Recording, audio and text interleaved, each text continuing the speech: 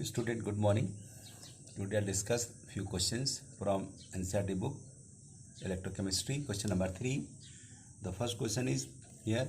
Depict the galvanic cell in which the reaction. ये reaction है zinc से zinc 2 plus, मतलब इलेक्ट्रॉन निकल रहा है, ऑक्सीडेशन हो रहा है, Ag प्लस Ag बन रहा है, मतलब इलेक्ट्रॉन को गेन कर रहा है, इसका मतलब इसका रिडक्शन हो रहा है, टेक्स प्लेस.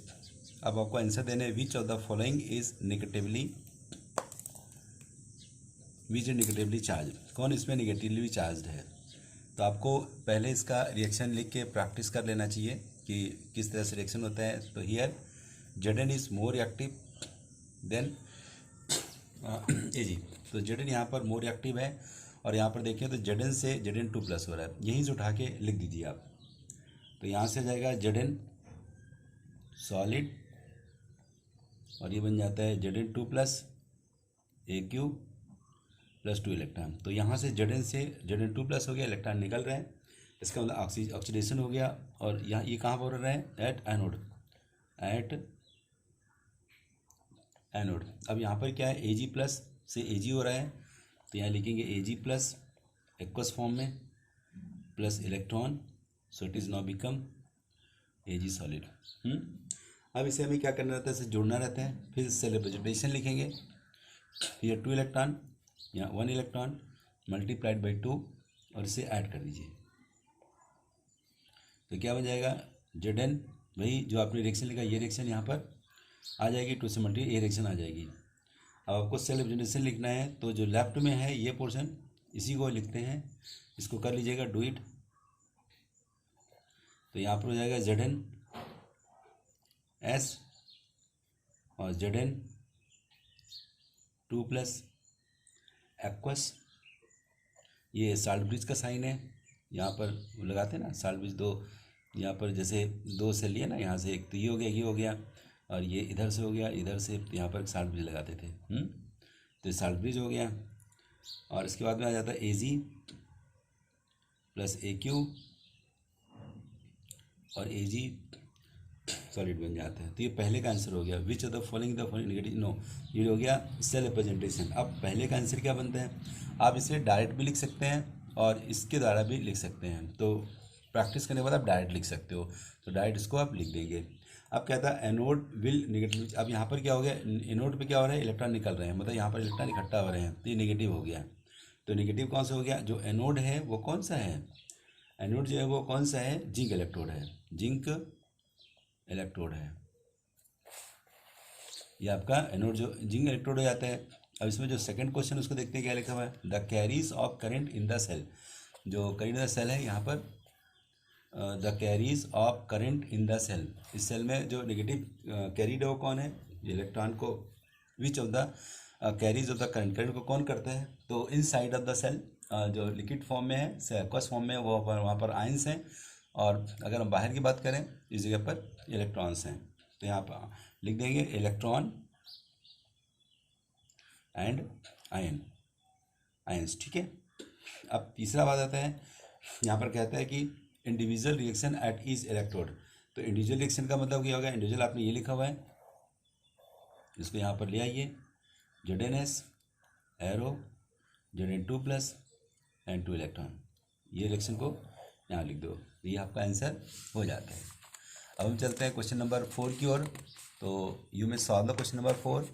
इसको समझते हैं, इंपॉर्टेंट क्वेश्चन है, यहाँ पर समझ लेते हैं. Calculate the standard cell potential of galvanic cell in which the following reactions takes place. ठीक है. Calculate the standard cell potential. Cell potential का मतलब आपको निकालना है ई नॉट सेल निकालना है इन द रिएक्शन. तो दो यहाँ पर 2 क्वेश्चन है, 2 क्रोमियम CD और क्रोमियम और इसके द्वारा. ये दूसरा क्वेश्चन हो जाता है. तो ये जो दिया हुआ है ये आपके NCERT बुक में गिवन नहीं, but you have to take from the table. इसे हमने टेबल से लिया हुआ है. तो क्रोमियम का जो पोटेंशियल ये होता है, इलेक्ट्रोड पोटेंशियल, वो ये होता है माइनस दिस. इस तरह गिवन आपको आंसर शीट से मिल जाएगा. आपको कैलकुलेट करना है delta G0 and log Kc. ये मैंने अलग से लिया है. इस बार 2020 के क्वेश्चन पे बोर्ड के पेपर में लॉग Kc पूछा गया था. फिर लॉग Kc, खाली Kc को निकालने के लिए हम आगे भी कर सकते हैं. तो इस क्वेश्चन को बहुत इंपॉर्टेंट क्वेश्चन इसको समझते हैं। तो ई नॉट सेल हम पहला क्वेश्चन करेंगे, ई नॉट सेल। तो ई नॉट सेल करने से आपको क्या, ई नॉट सेल कैसे निकालते हैं वो ध्यान देते हैं। तो यहाँ पर देखते हैं कि यहाँ पर ये माइनस की वैल्यू ज़्यादा है, यहाँ पर माइनस का, यहाँ पर क्रोमियम ये दिया हुआ है और कैडमियम का ये वैल्यू दिया हुआ है। अगर हम देखें तो chromium two chromium 3+, chromium two chromium 3+ का मतलब हो रहा है कि यहाँ पर इलेक्ट्रॉन लूज हो रहे हैं, इलेक्ट्रॉन यहाँ से निकल रहे हैं। इसका मतलब क्या हो रहा है, ऑक्सीडेशन। जहाँ पर ऑक्सीडेशन होता है तो वो क्या बन जाते हैं, अंडरस्टूड। अगर इलेक्ट्रॉन निकल रहे हैं तो इसको बोलते हैं ऑक्सीडेशन। और ऑक्सीडेशन का मतलब कि इलेक्ट्रॉन का निकल रहा है, तो कहाँ पर इलेक्ट्रॉन निकलते हैं, एनोड पर निकलते हैं। कहाँ निकलते हैं, एनोड पर निकलते हैं, ठीक है। तो अब यहाँ पर क्रोमियम कैडमियम जो है वो 2 इलेक्ट्रॉन से CD हो रहा है, मतलब 2+ से, यहाँ पर कोई चार्ज नहीं है, तो यहाँ पर इलेक्ट्रॉन को गेन कर रहा है, इलेक्ट्रॉन गेन कर रहा है तो रिडक्शन हो रहा है। रिडक्शन में क्या होता है, कैथोड। तो ये वाला जो पोर्शन है ये एनोड को दिखाता है और इस वाले केस में यहाँ पे कैथोड हो जाएगा। इधर से आएंगे तो ये कैथोड को दिखाएगा, कैथोड पर होगा। तो ये सिंपल सी बात है। तो पहला क्वेश्चन सॉल्व करते हैं। तो यहाँ लिखा ई नॉट, हमें ई नॉट सेल निकालना है। E naught cell equal to E naught cathode minus E naught anode. इसकी वैल्यू पुट कर देते हैं। तो कैथोड की वैल्यू कितनी है, आप इसे देख सकते हो, -0.40। कहाँ से लिया, ये। अब इसे माइनस, ये तो इसका इक्वेशन हो गया, फार्मूला माइनस, दूसरा माइनस कितना दिया हुआ है, ये -0.74 वोल्ट। अब इसे सॉल्व कर लेंगे तो आपको वैल्यू मिल जाएगी, जो आप सॉल्व करेंगे 0.34 से सॉल्व करके देख लेंगे। इसे आपने सॉल्व कर लिया, ये आपका वोल्ट मिल जाता है। अब आपको क्या करना है, डेल्टा जी निकालना है। ये डेल्टा जी निकालना है जो आपने 11th के कोर्स बुक में पढ़ा था। तो डेल्टा जी आर का फार्मूला को पता होना चाहिए। Delta G naught R equal to -NF E naught. तो ई नॉट की वैल्यू ये दी हुई है, यहाँ पर जो ई नॉट ये है, ये वैल्यू यहाँ दिया हुआ है। और एफ़ की वैल्यू आपको पता होना चाहिए, क्या होता है, 96500 कूलम। और यहाँ पर एन जो निकालना है, एन कहाँ से आएगा, तो एन को क्या करते हैं, यहाँ से ध्यान दीजिए, ये 2 लिखा हुआ है, 3 लिखा हुआ है। इसके ऊपर चार्ज कितना, इलेक्ट्रॉन का ट्रांसफ़र हो रहा है, 3 इलेक्ट्रॉन ट्रांसफ़र, और यहाँ पर ट्रांसफ़र हो रहा है 2+ से 0 का। तो एक बार फिर से देख लेते हैं। क्रोमियम में +3 आ रहा है, मतलब 3 का हो गया, और कैडमियम में +2 से 0 आ रहा है, तो मतलब इसमें 3 इलेक्ट्रॉन लूज़ हो रहे हैं, यहाँ पर 2 इलेक्ट्रॉन गेन हो रहा है। तो 2 और 3 का एलसीएम ले लेंगे, तो एन कितना आ जाएगा, तो एन यहाँ पर आ जाएगा 2 क्रोमियम से, क्रोमियम C3+ हो रहा है, तो यहाँ पर 3 इलेक्ट्रॉन, और इसके बाद में यहाँ पर दूसरा दिया हुआ है कैडमियम में, तो कैडमियम 2+ से 2 इलेक्ट्रॉन लेता है, तो बन जाएगा कैडमियम।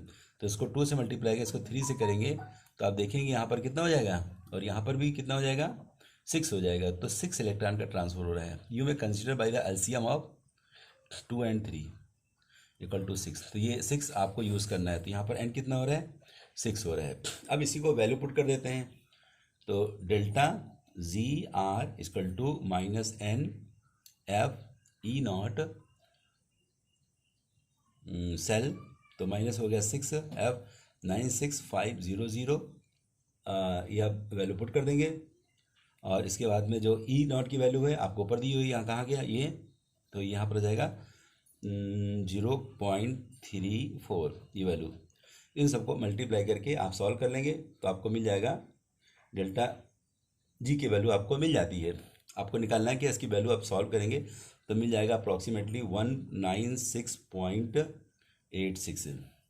इसको भी आप कर लेंगे। अब एक फार्मूला और होता है, डेल्टा जी इक्वल टू, मैंने पढ़ा होगा, -2.303 RT log Kc। एक फार्मूला आपने पढ़ा, delta G R naught equal to -2.3 RT Kc। तो अब Kc की वैल्यू कैसे निकालेंगे, ये वैल्यू आपको कहाँ से मिल गई, ये जो वैल्यू दी हुई है, ये वैल्यू यहाँ पर दी हुई है, इसको उठा के आप पुट कर दो। आर की वैल्यू आपको पीछे से पता है, तो यहाँ पर हो गया -1.9686 इक्वल टू -2.303। आर की वैल्यू कितनी होती है आपको याद होना चाहिए। तो आर की वैल्यू आप पुट कर दिए 8.314 इंटू टेम्परेचर कितना दिया था इस क्वेश्चन में, स्टैंडर्ड टेम्परेचर लिख दो 298 केल्विन, 298 केल्विन। अब आ जाएगा log Kc। अब इस log KC को फाइंड करना है, तो log KC equal to find कर लेंगे। तो जब से फाइंड कर लेंगे तो ये मिल जाएगा आपका, इसको भी आप करेंगे डू इट, तो इसे आप सॉल्व कर लेंगे। तो इसे सॉल्व करने पर जो वैल्यू आएगी वो करीब आती है, जो मेरे पास है, इसको करके मुझे बताइएगा व्हाट्सएप पे लिख करके, तो ये वैल्यू मिल जाती है। अब जो वैल्यू आएगी उसके आगे केसी निकाल सकते हो, तो यहाँ आ जाएगा एंटी लॉग ऑफ केसी। तो आगे इसको सॉल्व कर लेंगे। तो इस बार बोर्ड में 2020 CBSE में ये पूछा गया था, ठीक है, तो एक अच्छा क्वेश्चन बन जाता है। इसी तरह से आप उसका सेकेंड पार्ट भी कर सकते हो। तो this is the way to solve it. अब क्वेश्चन नंबर एक आता है, 5 नंबर दिया हुआ है, इसमें अगर देखें तो यहाँ पे लिखा है write the next equation and EMF of the following cell at 298 kelvin. यहाँ पर मैग्नीशियम से मैग्नीशियम 2+, ये इसका कॉन्सेंट्रेशन है, कॉपर का ये कंसंट्रेशन है, कॉपर हो जाता है। इसका मतलब हो गया magnesium two magnesium electron lose हो रहा है, U2+ से इलेक्ट्रॉन ले रहा है, तो ये हो गया आपका एनोड, ये हो जाएगा आपका कैथोड। अब इसकी आपको रिएक्शन लिखना है, तो आप इसका रिएक्शन भी आप लिख सकते हो पूरा ओवरऑल, चाहे तो दोबारा फिर इसको कर देता हूँ। Mg ने इलेक्ट्रॉन को लूज़ किया, तो Mg2+ और यहाँ पर हो गया 2 यहाँ पर आप लिख दीजिएगा S, यहाँ पर AQ आ जाएगा। अब यहाँ पर जो कॉपर है वो 2+ 2 इलेक्ट्रॉन को लेता है, तो ये हो जाएगा कॉपर सॉलिड हो जाएगा, ठीक है। इसको टोटल कर लेंगे, टोटल करने पर आपकी रिएक्शन मिल जाएगी, जो प्रोडक्ट होगा ऊपर लिखा जाएगा। सॉलिड को लिखा नहीं आता, आपको पहले बताया गया हुआ है। तो अब यहाँ पर क्या निकालना है, write the next question and EMF निकालना है। तो EMF के जो फार्मूला होता है, जो सेल रिएक्शन के बाद में हम लोग EMF निकालते हैं, तो E cell equal to E naught cell minus 0.0591 upon N log, ऊपर क्या आएगा, प्रोडक्ट आ जाएगा। तो इसको अगर हम इसको टोटल करें तो आ जाएगा Mg2+ AQ plus copper sulphate, इधर जाएगा Mg सॉलिड प्लस Cu2+। अब यहाँ पर लेना क्या क्या है, हमको ये लेना है और आपको ये लेना है। तो यहाँ पर आ जाएगा Mg2+ ऊपर चला जाएगा, कहाँ चला जाएगा, Mg2+ कंसंट्रेशन, और नीचे में आ जाएगा कॉपर 2+ में आ जाएगा। अब इसकी वैल्यू पुट कर दिए, तो E नॉट सेल की वैल्यू कितनी है, तो उसे आपको पहले निकाल लेना चाहिए था, उसी से फाइंड कर लेते हैं। तो E नॉट सेल की वैल्यू फाइंड करने के लिए इसकी जो वैल्यूज़ होती हैं ये आपको NCERT बुक में तो मेंशन नहीं है क्वेश्चन के साथ में, मगर जब बोर्ड का एग्ज़ाम होगा या हम लोग एग्ज़ाम लेंगे आपका, तो उसमें हम ये क्वेश्चंस के साथ में देंगे, ठीक है। तो E नॉट सेल में आपको वैल्यू पता होनी चाहिए, मैं यहाँ पर लिख दे रहा हूँ। जैसे मैग्नीशियम की वैल्यू होती है E नॉट Mg2+ Mg, इसकी वैल्यू होती है -2.37 वोल्ट, ठीक है। और दूसरा Ag का हमें पूछा है, तो Ag का अगर हम निकालेंगे तो E नॉट सेल अगर Ag का फाइंड करते हैं, बुक से देखेंगे तो नहीं कॉपर का, सॉरी E कॉपर की वैल्यू होती है, यहाँ पर ये माइनस में है, और कॉपर का होता है +0.34, ठीक है।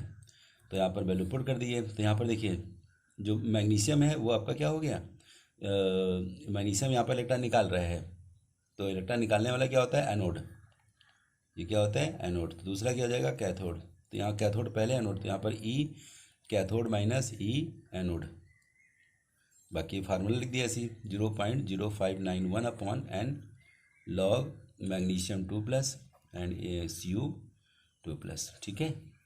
और कैथोड की वैल्यू कितनी है उसका आप देख के बता सकते हो, 0.34 माइनस एनोड की वैल्यू कितनी है, ये है -2.37 और फिर -0.0591। एन कितना हो गया, एन यहाँ पर 2 इलेक्ट्रॉन ऐड हो रहा है, यहाँ पर इलेक्ट्रॉन 2 निकल रहे हैं, तो अगर 2 का एलसीएम लेंगे तो 2 ही आएगा, तो 2 आ जाएगा। लोग मैग्नीशियम कॉन्सेंट्रेशन नहीं दिया हुआ है, ठीक है। इसकी वैल्यू कितने, 0.001, और यहाँ पर कितना दिया हुआ है कॉपर वाले में दिया हुआ है ये 0.0001, ठीक है। इसको सॉल्व कर लेंगे। अब इसको सॉल्व आपको करना है, सॉल्व करेंगे तो कितना आ जाएगा, इसे आपको कैलकुलेट करके सॉल्व कर लेना है। थोड़ा मेहनत तो करना पड़ेगा, तो यू कैन डू इट। 2.71 ही आ जाएगा, -0.0591/2 लॉग 10⁻³ 10⁻⁴, तब इसे डू इट करो भैया अपने आप से, इसे आप अपने आप से कर सकते हो। इसी तरह से हम बाकी क्वेश्चन भी कर सकते हैं। तो love you, best of luck, solve question number 3, 4, 5। Okay.